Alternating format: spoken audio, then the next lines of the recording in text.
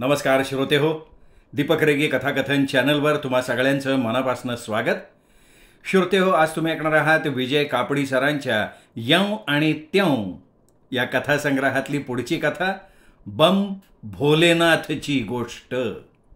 ऐकूया श्रोते हो.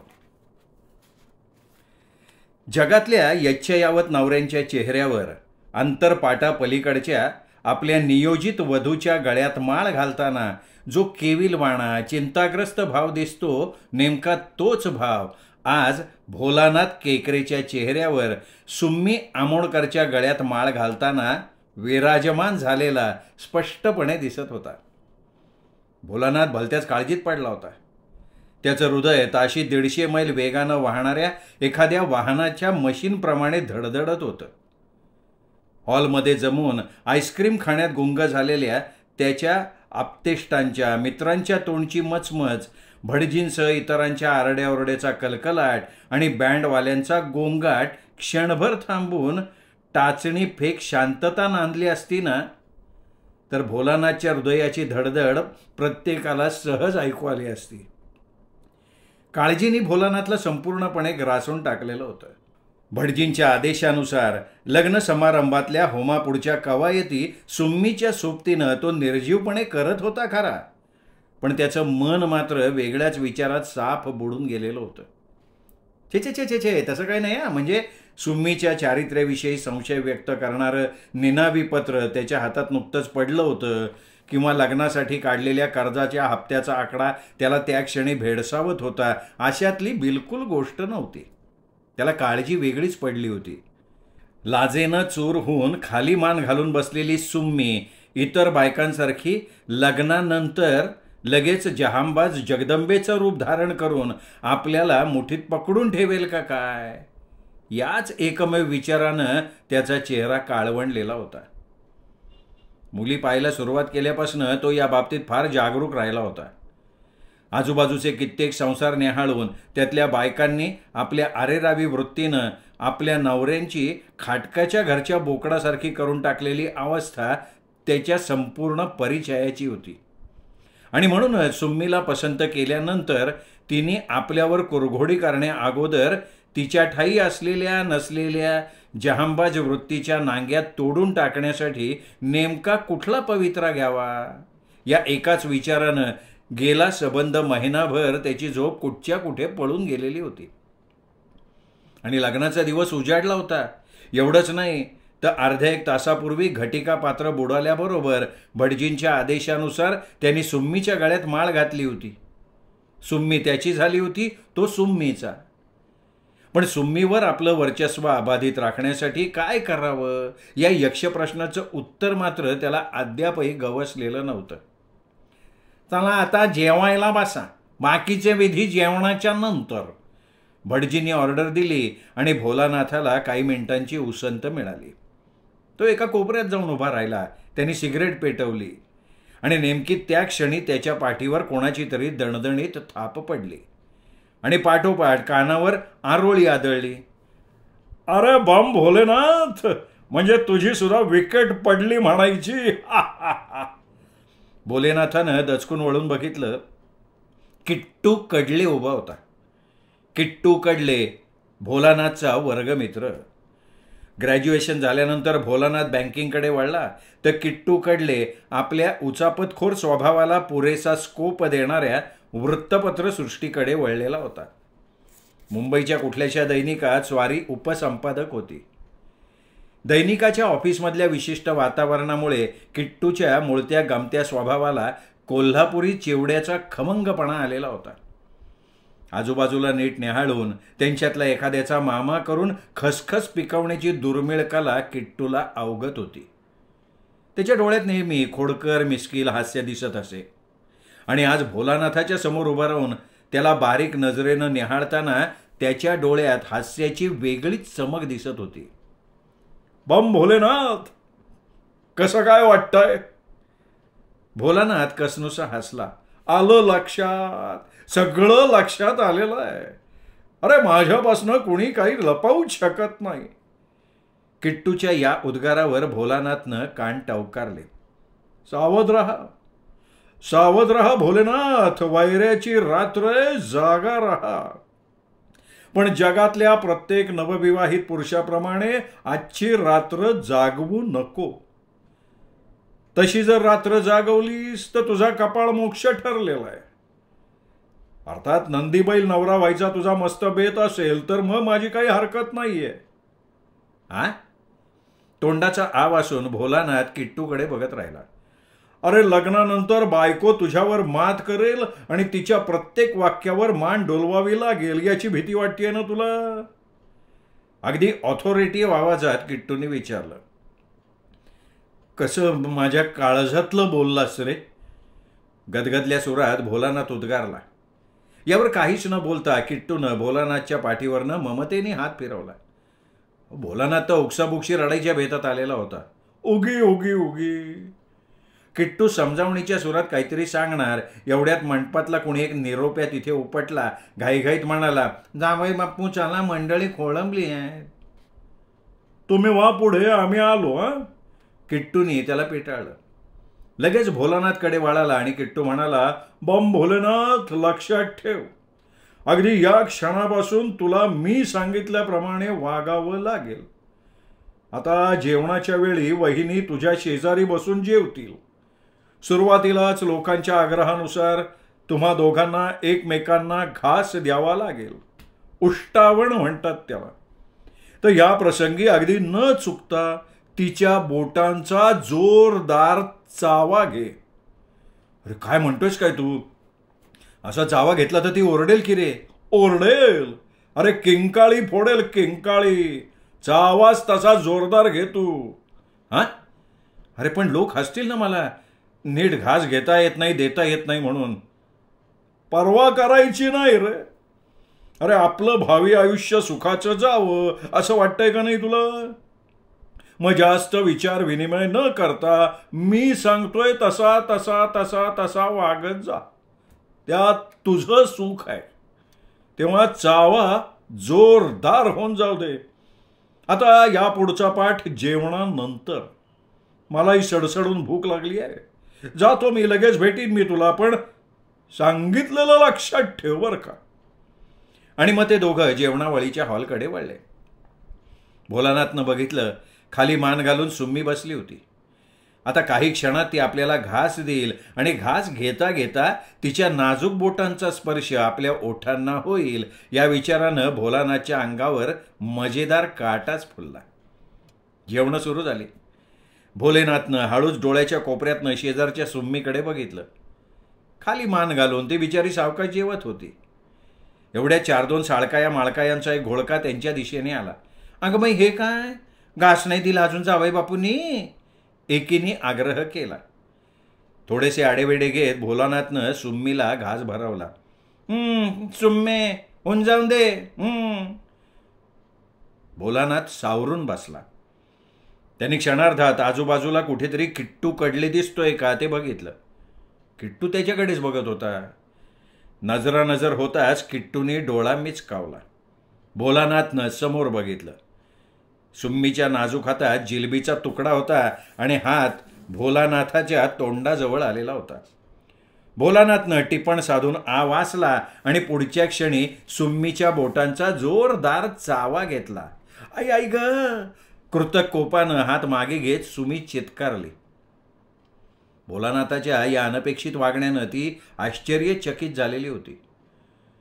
उष्टावणाच्या घासाच्या वेळी काही मिश्किल नवरे बायकोच्या बोटांचा हलकासा चावा घेतात हे तिने ऐकलं होतं, पण तो चावा बोटांचा टवका उडवणे इतका जोरदार असेल याची मात्र तिला अजिबात कल्पना नव्हती.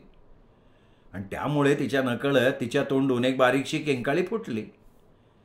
पंक्तीतल्या सगळ्यांचं लक्ष जरी त्या किंकाळीनं वेधून घेतलं नसलं तरी समोरच्या रांगेतला प्रत्येकजण क्षणभरासाठी का होईना पण जेवण थांबवून तिच्याकडे बघत होता. शरमली बिचारी. मान आणखीन खाली घालून जेवायला लागली. भोलानाथनं हळूच तिच्याकडे बघितलं. तिच्या डोळ्यात जमा झालेल्या 4-2 पाण्याच्या थेंबांनी त्याचं हृदय क्षणभर गलबललं, पण क्षणभरच. पुढच्या क्षणी किट्टू कडलेचे उद्गार त्याच्या कानात घुमले. बायकोला सुतासारखी सरळ करायची असेल तर दया माया न दाखवता मी सांगीन तसं तुला वागायला हवं. एक जोरदार श्वास घेऊन भोलानाथनं आपली छाती फुगवली आणि सुम्मीबद्दलचा कळवळा डोक्यातनं काढून टाकला. मगाशी उष्टावणाच्या वेळी मी सांगितल्याप्रमाणे तू व्यवस्थित वागलास. जेवणानंतर लगेचच भोलानाथची भेट घेऊन त्याच्या पाठीवर शाबासकीची थाप मारत किट्टू कडले सांगायला लागला, अरे सुम्मी वहिनी त्या क्षणापुरती तरी तुला नक्की टरकलेली असणार. आणि अर्थात तुला मुठीत ठेवायच्या तिच्या कल्पनेला नाही म्हटलं तरी थोडासा धक्का लागलेला असेल. आता मगाशच्या त्या प्रसंगावरनं भविष्यकाळी साधारणपणे धोरण कसं ठेवायचं हे तुझ्या लक्षात आलं असेल. नेमकं कसं काय वागायचं म्हणजे? सांगतो अगदी उदाहरण देऊन सांगतो. आता तू सिगरेट ओढतोस. सर्वसाधारणपणे बायकांना आपल्या नवऱ्यानं सिगरेटी फुकलेलं आवडत नाही, त्यामुळे सिगरेट सोडण्याविषयी त्या लकडा लावतात. लग्नानंतरच्या सुरुवातीच्या दिवसात तर हटकून सांगतात आणि काही अजागळ नवरे असतात ना, सिगरेट ओढणं सोडून सुद्धा देतात. अर्थात ते पुढचा सगळा जन्म पस्तावतात. आता याबाबतलं तुझं धोरण एवढं असेल की तू सिगरेट फुंकणं सोडून देशील. काय? सिगरेट सोडायची? हां, सिगरेट सोडायची आणि चिरूट सुरू करायचा. चिरूटच्या वासानं बायकांचं टाळकं फिरतं, त्या वेड्या पिशा होतात आणि आपल्याला नेमकं तेच हवंय.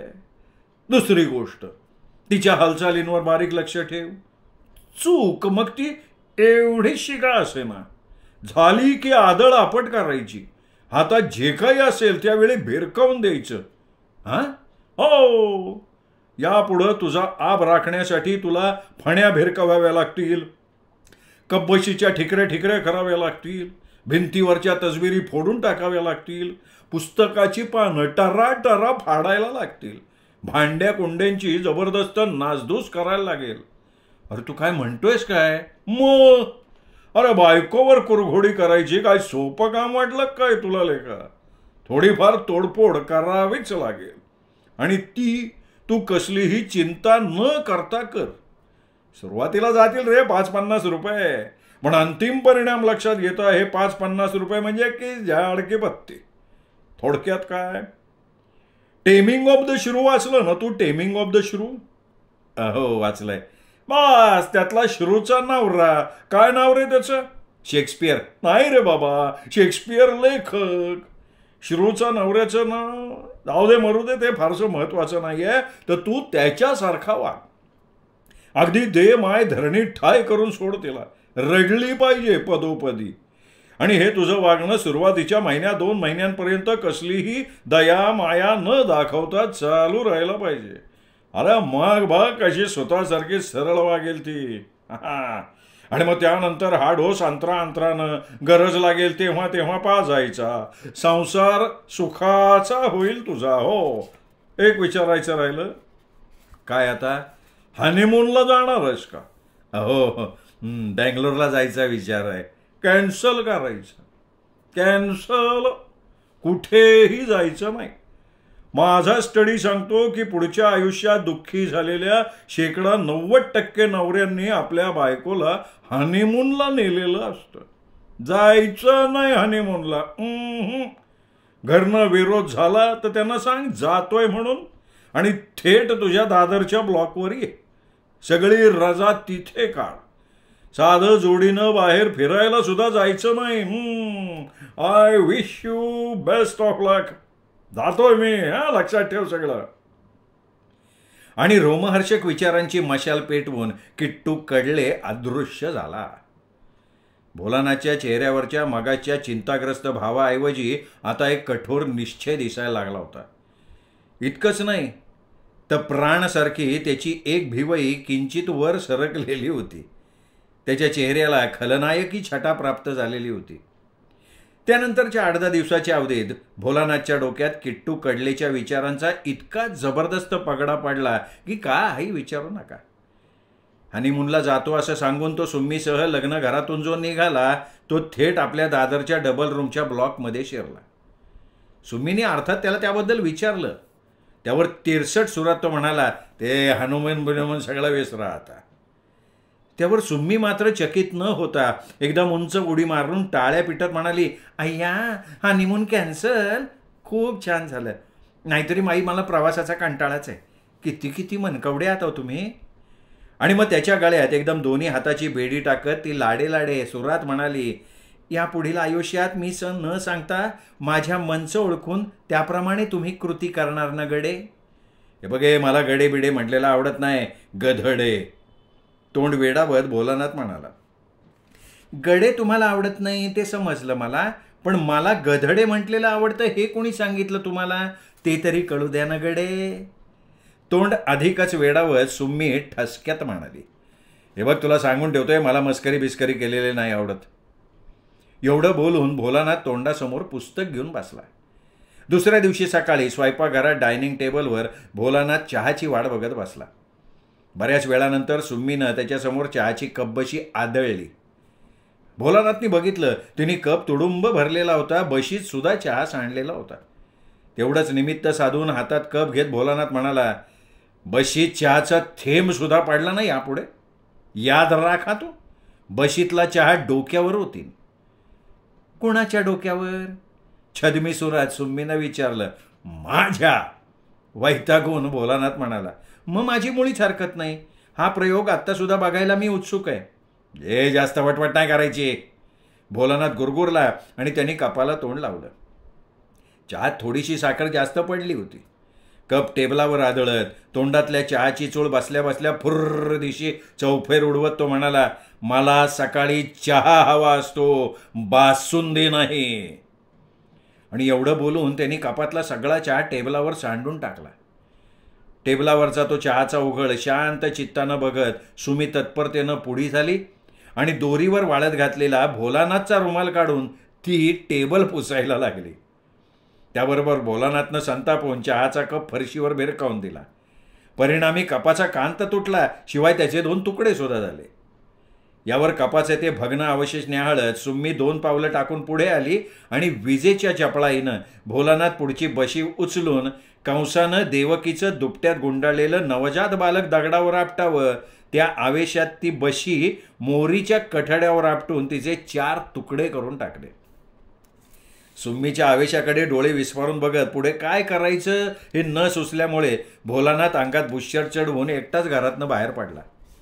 चौथ्या दिवशी सकाळी त्याची फणी घेऊन सुम्मी केस विंचरायला लागली तेव्हा बर्री सापडली. अशा अर्थानं भोलानाथनं चुटकी वाजवली आणि तिला त्याबद्दल ताबडवून काढण्यासाठी कोणते कठोर शब्द वापरायचे हे बघण्यासाठी त्यांनी डिक्शनरीची पानं चाळली. दरम्यान सुम्मीचं केस विंचरणं संपलं. फणी तशीच टाकून ते स्वयंपाकघरात गेली. भोलानाथनं फणी हातात घेतली आणि तिला अडकलेली भली मोठी गुंतवळ बघून मोठी शिकार सापडल्याच्या आवेशात तो दाण दाण पावलं टाकत आत गेला. सुम्मीच्या डोळ्यासमोर फणी नाचवत म्हणाला, किती वेळा सांगायचं तुला, माझ्या फणीनं केस विंचरायचे नाहीत म्हणून? 100 वेळा. आणि तरी मी नाही ऐकलं तर नोटीस पाठवा मला वकिलाच्याकडनं. आणि ही गुंतवळ कशाला ठेवली आहेस? शकुंतला तेलाची बाटली आणा आधी, केस फार गळतात माझे. ती गुंतवळ काढ अगोदर. माझे केस मी कसे विंचरायचे आता? तिच्या हातात फणी देत भोलानाथ केकसला. माझा ब्रश आहे की टेबलवर. त्याबरोबर भोलानाथ तत्परतेनं बाहेरच्या खोलीत आला. टेबलावरचा सुम्मीचा ब्रश उचलला आणि त्यांनी तो ब्रश नेम धरून खिडकी बाहेर फेकून मारला. ते बघितल्याबरोबर सुम्मीनं एकदम गारागारा डोळे फिरवले. हातातली भोलानाथची फणी सरळ दाराबाहेरच्या गटारात फेकून दिली. दिवस जात होते. भोलानाथ सुम्मीवर आब राखण्यासाठी आपल्या परीनं आटोकाट प्रयत्न करत होता. पण आत्मविश्वास प्राप्त करून देणारं यश मात्र त्याच्या दृष्टीला पडत नव्हतं. सिगरेटीबद्दल नाखुशी व्यक्त करता चिरूट ओढायला सुरुवात करायची आणि त्यासाठी आगाऊ तयारी म्हणून त्यांनी चिरूटाचं 1 पाकीटसुद्धा आणलं, कपाटात लपवून ठेवून दिलं. पण सुम्मी त्याच्या धूम्रपानाविषयी नापसंती दाखवतच नव्हती. इतकंच नाही तर एक दिवशी सकाळी कपाटात काहीतरी शोधताना तिला चिरूटाचं पाकीट मिळालं. ते घेऊन ती बाहेरच्या खोलीत आली आणि भोलानाथला म्हणाली, अय्या, म्हणजे तुम्ही चिरूटसुद्धा ओढता? मग माझ्यापासून ते लपवून कशाला ठेवलं होतं तुम्ही? एवढं काही घाबरायला नको म्हटलं मला. ए, कोण घाबरतंय तुला? उगा काहीतरी बडबड नको. मग माझ्यासमोर अजून कसं नाही ओढला हो तुम्ही चिरूट? खरं सांगायचं ना तर सिगरेट फुंकणं ना तुम्हाला तितकं नाही शोभत. नाकातून धूर सोडताना तुम्ही 1 नंबरचे बावलट दिसता, बावलट. चिरूट ओढाल ना तर कदाचित तुम्ही स्मार्ट दिसाल, रुबाबदार दिसाल. आता ओढा की माझ्यासमोर एक प्लीज. आणि अशा रीतीनं सुम्मीनं चिरोटाच्या प्रकरणाचा फज्जा उडवून टाकला.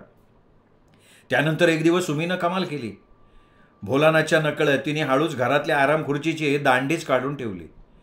तिच्या अपेक्षेप्रमाणे थोड्याच वेळात भोलानाथ आराम खुर्चीत बसला आणि आराम खुर्चीनं भोलानाथला अलगद स्वतःच्या पोटात घेतला. त्याचे दोन्ही पाय वर तरंगायला लागले. त्या आवाजानं सुम्मी स्वयंपाकघरातनं बाहेर आली. आराम खुर्ची शेजारी उभी राहून भोलानाथला नेहाळायला लागली. याचा अर्थ काय आहे? कुणी काढली आराम खुर्चीची दांडी? भोलानाथ पडल्या पडल्या खेकसला. मी? ही काय दांडी?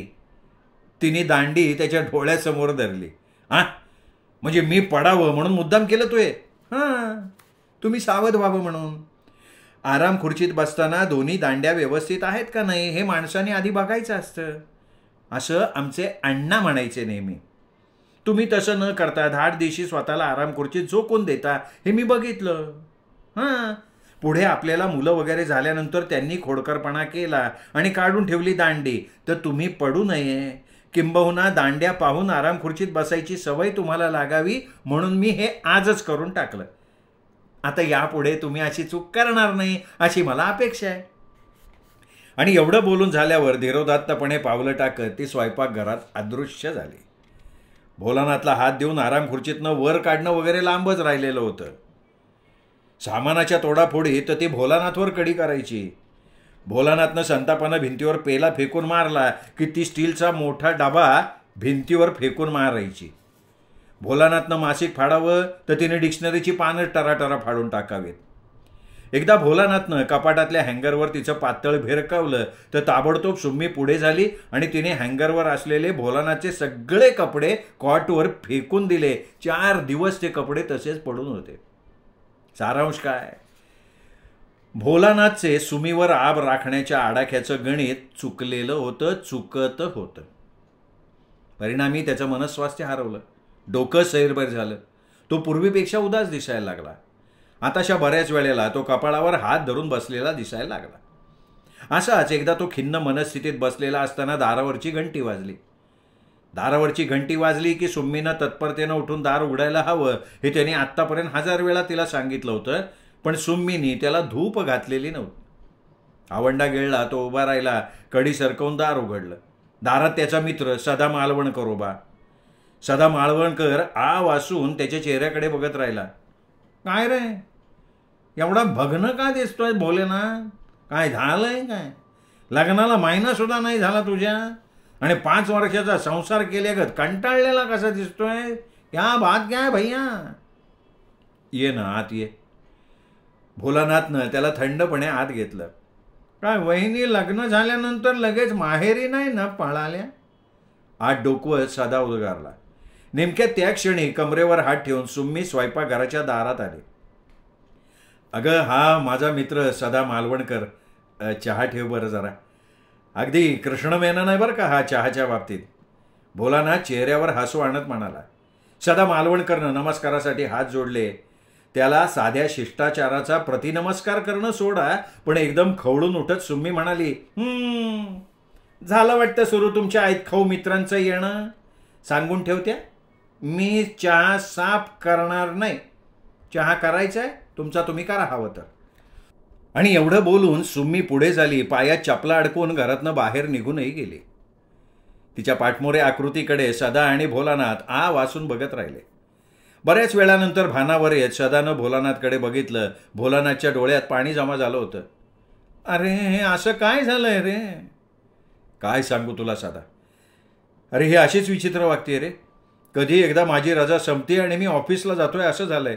अरे, पण तू हनीमूनला जाणार होता ना? कॅन्सल केला रे मी तो बेत. अरे, कसला बाहेरगावचा हनीमून घेऊन बसला? आमचा तुला सांगतो या घरात सुद्धा हनीमून झालेला नाही आहे. काय म्हणतोयस काय तू? सदा मालवणकर उडाला. अरे, भविष्य काळात तिने माझा आब राखावा म्हणून मी लग्नानंतर लगेच तिरशिंगरावासारखा वागायला लागलो.